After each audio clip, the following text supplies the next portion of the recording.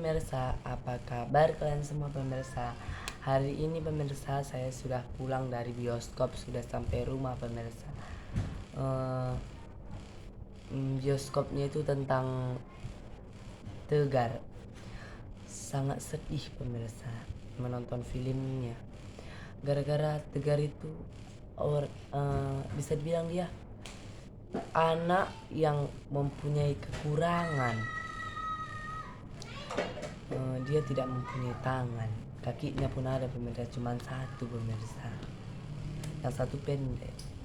Jadi dia ini bisa dibilang dia kategori anak orang lumayan, gara-gara rumahnya dia besar pemirsa. Di dalam cerita itu dia seolah-olah dia anak orang kaya ya. Setelah itu ada yang namanya kakeknya. Dia mempunyai sebuah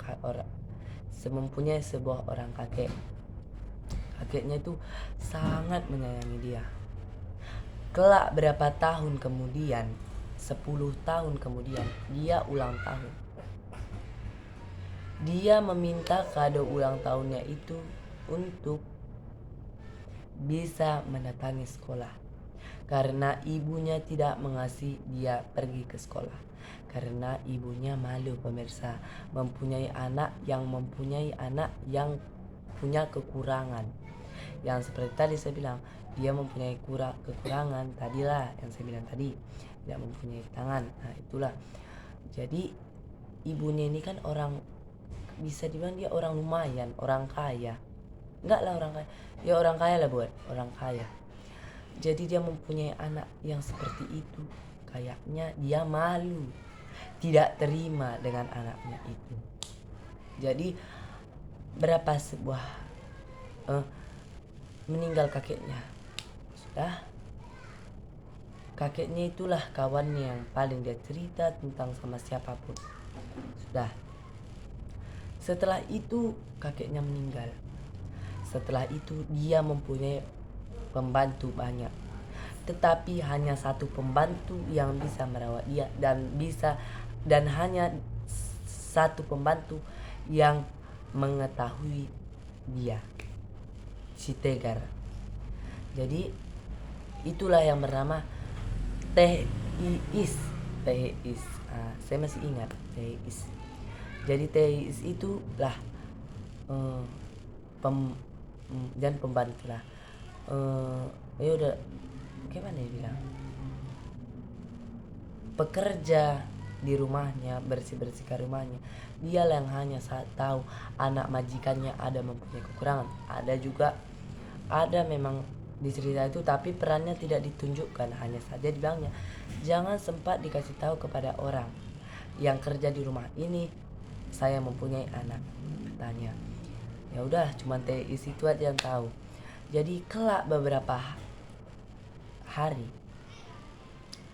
ibunya pergi merantau ke luar negeri. Jadi ceritanya ini Teisnya sama si Tegarnya sama, tinggal berdua di dalam rumah.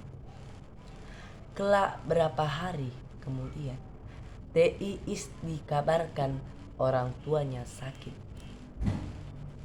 Orang tua Teis sakit. Setelah itu Teis berencana ingin pergi diam-diam dari rumah. Pergilah Teis menuju kampungnya. Teis ini kalau nggak salah orang Papua, suaranya juga dengar ciri khasnya. Setelah itu Teis itu pergi sendirianlah si Tegarnya beranjak ketakutan karena ditinggalkan sendiri. Ketakutan bisa dibilang enggak lah, gimana ya, gara-gara dia tidak bisa jalan itu, jadi dia perlu kawan, tetapi kawannya tidak ada. Jadi dia endingnya dia ingin pergi dari rumah. Pergilah dia dengan cara merangkap. Sampailah dia di tengah jalan besar. dia berjumpa dengan orang ramai, dan dia jumpa satu orang parkir. Parkir itu baik, tetapi dia takut karena dia belum pernah dibawa keluar dari rumahnya dengan ibunya. Jadi dia disuruh pergi dia. Dia jumpa dengan parkir. Parkir itu memang mukanya agak serem, tapi hatinya baik. Dan cerita itu. Jadi endingnya parkir itu menanyai dia di mana alamat rumahnya. Tetapi dia takut dia langsung pergi lari. And then di tengah jalan dia berjumpa tukang parkir. Tukang parkirnya mempunyai kekurangan seperti dia, seperti si Tegar tadi. Dia tidak mempunyai tangan, tidak mempunyai kaki, samalah mereka. Setelah itu dia dibawa dengan preman. Saya tidak tahu, tapi perannya kayaknya preman. Dibawa preman lah ke rumah si parkir tadi, parkir yang mempunyai kekurangan tadi. Setelah itu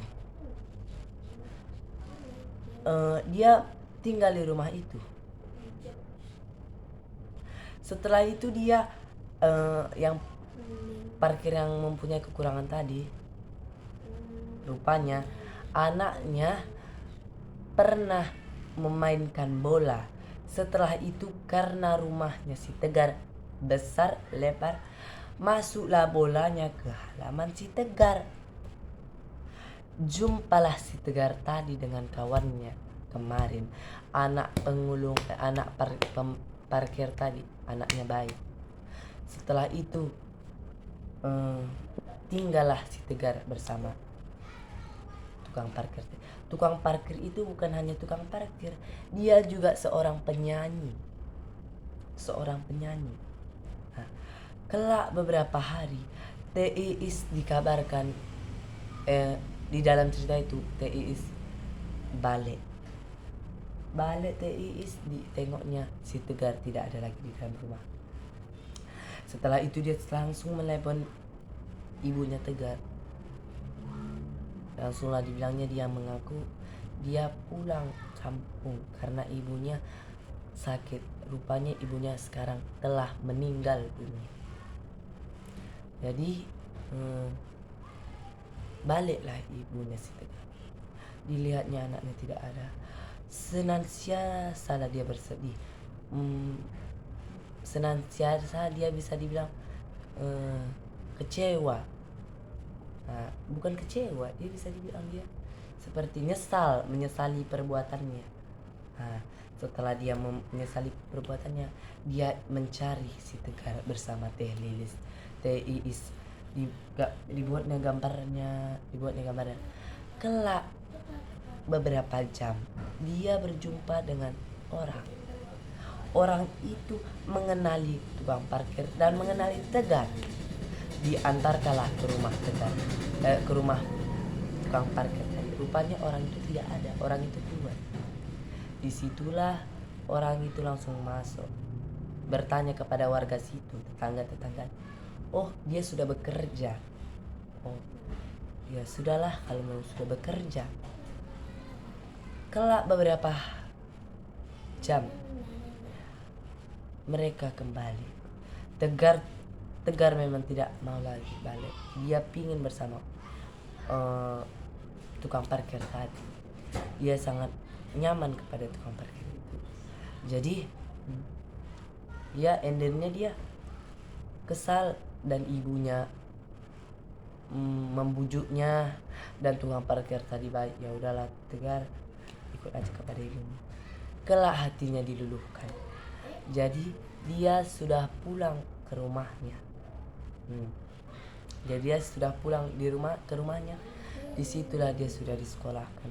Itulah Tegar tadi sudah disekolahkan dengan ibunya, dan ibunya sudah menerima resiko yang didapatkan Tegar. Sampai situlah ceritanya. Setelah itu Tegar sudah sekolah, berjumpa dengan teman-teman, dan juga anak tukang parkir tadi. Anak tukang parkir itu sekolah dekat situ juga, satu sekolah. Situlah orang itu bermain-main dan dengan rasa gembira. Dan semua ibunya, Teh Iis ibunya sangat menyenangkan, senang hati. Ibunya nangis gara-gara dia merasa berdosa karena anaknya dikurung-kurung dan dia malu melihat anaknya. Dan cerita si Tegar tamatlah. Sampai sinilah perjalanan Tegar. Jadi video kita mengenai film bioskop tentang Tegar sudahlah selesai. Terima kasih atas sudah menonton video saya dan sudah subscribe YouTube saya dan like. Terima kasih. Kita wajib percaya diri, wajib bekerja keras. Kenapa? Karena kunci keberhasilan adalah bekerja keras. Bekerja keras akan memiliki buah hasil dari pekerjaan kita. Wajib dijalani, dinikmati dan disyukuri. Dadah.